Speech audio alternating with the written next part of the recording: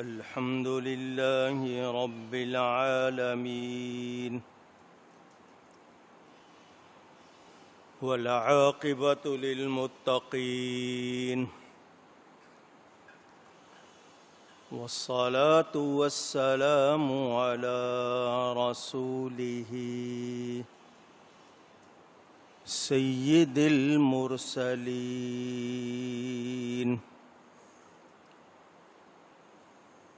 رحمة للعالمين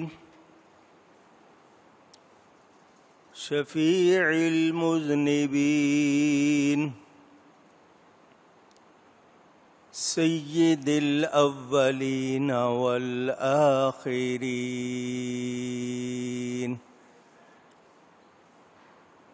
سيدنا ومولانا محمد رسول رب العالمين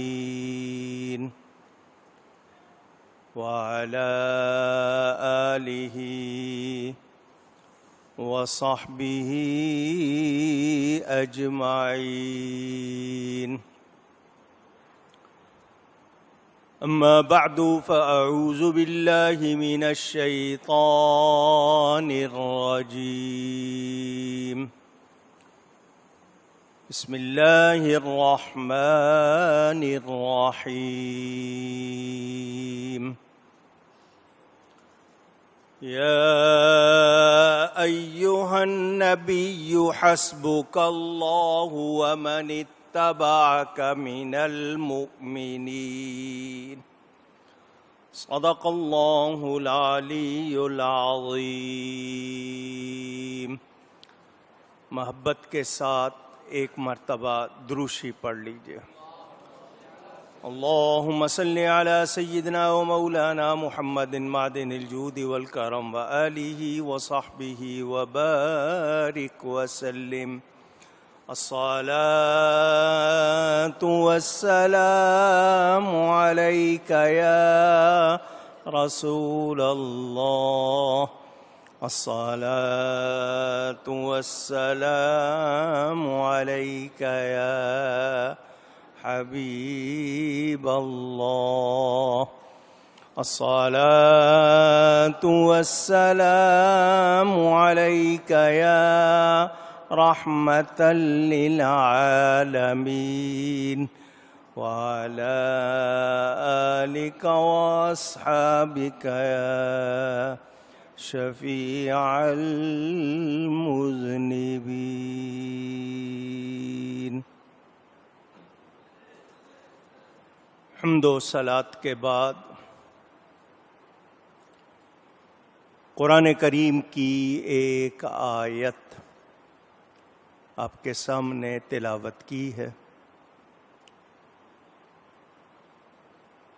اسلامی تقویم کا نیا سال شروع ہوا ہے. اللہ تعالی اس کو ہم سب کے لیے مبارک فرمائے اور اس میں ہمیں خیر اور برکت کے ساتھ کامیابیاں عطا فرمائے.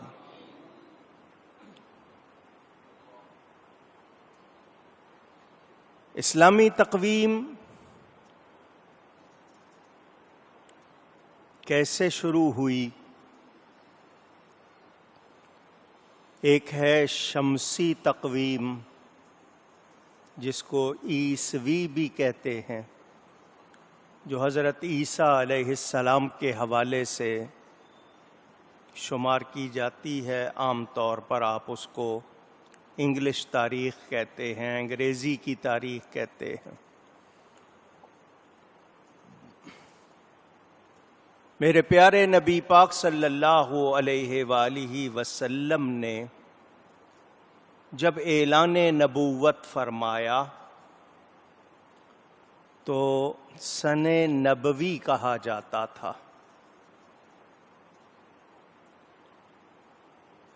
اور جب مکہ مکرمہ سے ہجرت فرمائی مدینہ منورہ کی طرف تو پھر سن ہجری کہا جانے لگا. یہ ہجری تقویم سفر ہجرت سے شمار ہوئی ہے۔ اس کو سرکاری طور پر آفیشلی رائج کیا امیر المومنین سیدنا عمر فاروق رضی اللہ تعالی عنہ نے۔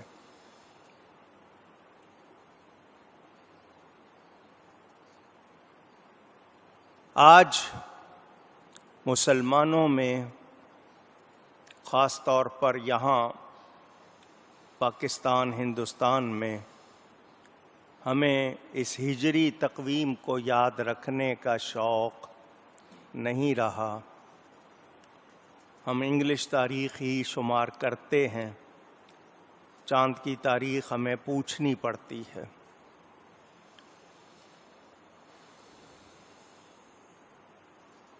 اسلامی تقویم کے مہینے موسموں کے حوالے سے یا واقعوں کے حوالے سے یاد کیے جاتے ہیں۔ 4 مہینے عزت والے ہیں۔ عربی میں مہینے کو شہر کہتے ہیں۔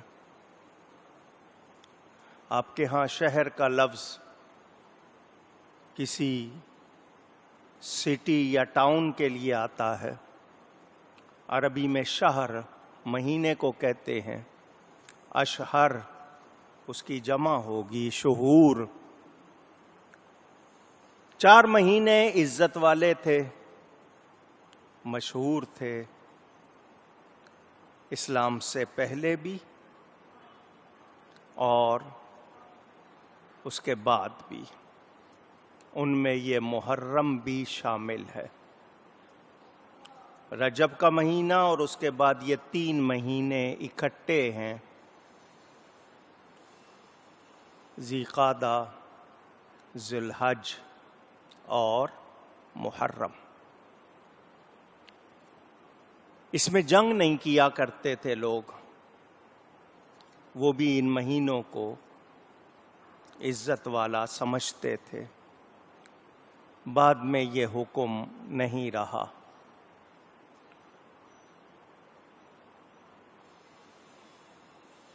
امیر المومنین کا لقب سب سے پہلے حضرت عمر کے لیے بولا گیا۔ نبی کریم صلی اللہ علیہ وسلم کے پردہ فرمانے کے بعد حضرت سیدنا ابو بکر الصدیق رضی اللہ تعالی عنہ کو خلیفۃ الرسول کہا جاتا تھا۔ ان کی وفات کے بعد حضرت عمر خلیفہ بنے تو ان کو خلیفۃ الرسول کہنے لگے، یعنی خلیفہ رسول کے خلیفہ۔ تو یہ الفاظ زیادہ تھے، تو صحابہ نے تجویز کیا کہ ہم آپ کو امیر المومنین کہیں گے۔ اس کے بعد یہ لقب رائج ہو گیا، انہیں امیر المومنین کہا جانے لگا۔ سیدنا عمر فاروق رضی اللہ تعالی عنہ مکہ مکرمہ کے با اثر پہچانے جانے والے لوگوں میں سے تھے۔ جوان تھے، مضبوط جسم والے تھے، بہادر تھے، اور ان کے بارے میں لوگوں کے درمیان ان کی خوبیوں کا تذکرہ ہوتا تھا۔ کتنے مضبوط جسم والے تھے، یہاں تک ہے کتابوں میں کہ ان کے دونوں ہاتھ ایک قوت کے ساتھ حرکت کرتے تھے۔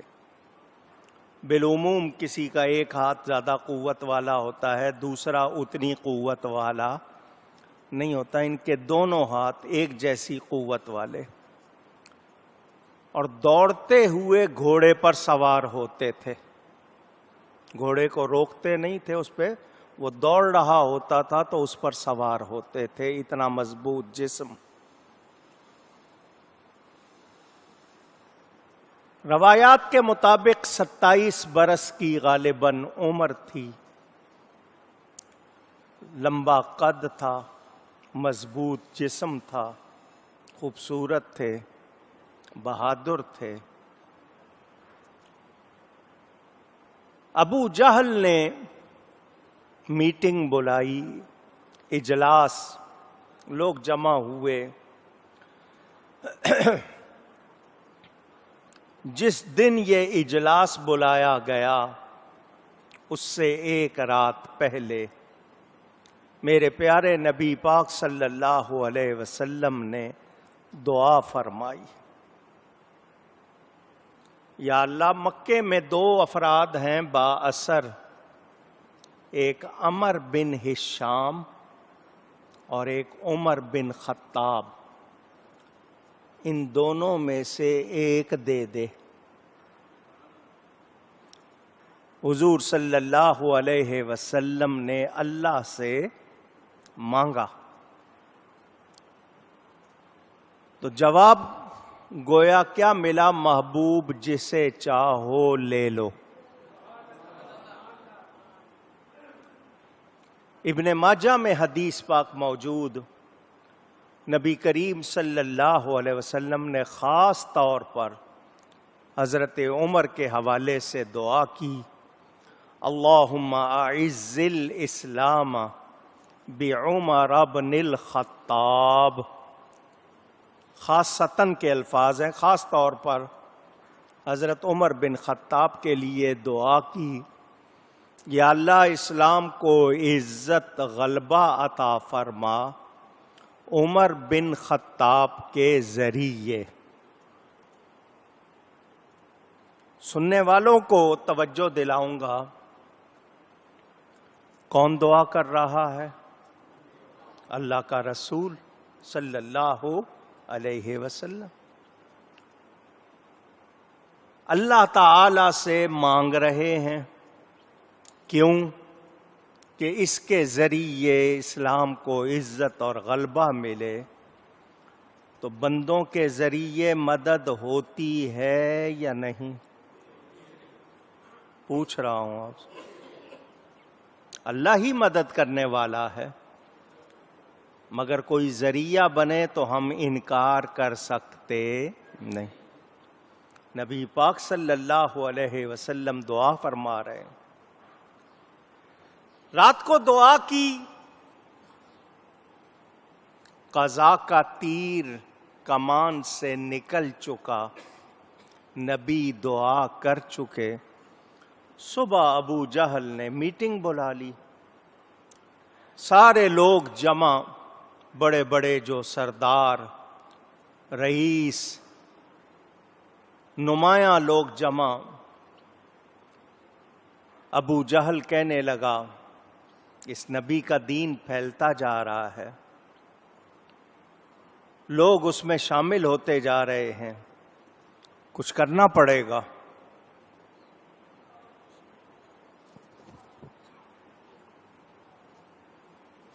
اگر ابھی سے کوئی روک تھام نہ کی تو پھر ہاتھ سے کھیل نکل جائے گا۔ شیطان شیخ نجدی کی شکل میں اس اجلاس میں آ گیا۔ ابو جہل نے پوچھا تم کون ہو؟ یہ تو خاص لوگوں کا اجلاس ہے، ہم نے تو اس کی کسی کو اطلاع نہیں دی، تم کون ہو؟ اس نے کہا انا شیخ نجدی۔ لغت اٹھا کے دیکھ لیں، شیخ نجدی شیطان کا لقب ہے۔ جب اس نے یہ کہا تو ابو جہل نے کہا تم تو اپنے آدمی ہو، مرحبا آؤ۔ تجاویز دی جانے لگیں، کسی نے کچھ کہا، کسی نے کچھ۔ اس شیخ نجدی نے اپنی تجویز پیش کی، کہ میں یہ کہتا ہوں کہ جب تک یہ نبی ہے تم کامیاب ہو سکتے نہیں. معاذ اللہ ثم معاذ اللہ، نقل کفر کفر نہ باشد. بڑی مشکل ہے لفظ منہ پہ لانا. اس نے قتل کا مشورہ دیا. ابو جہل نے کہا بس یہی بات درست ہے، فیصلہ ہو گیا کہ یہ کام کرنا ہے، یہی ہے حل.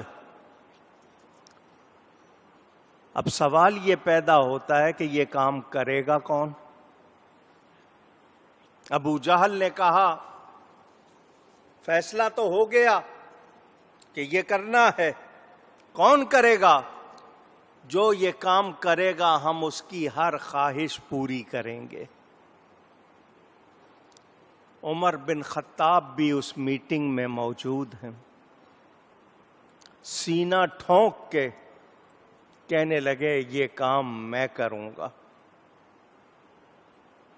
ابو جہل نے کہا خطاب کے بہادر بیٹے ہمیں تجھی سے یہ امید ہے، سن اگر تو کامیاب ہو گیا پھر جو تو کہے گا وہ ہم کریں گے.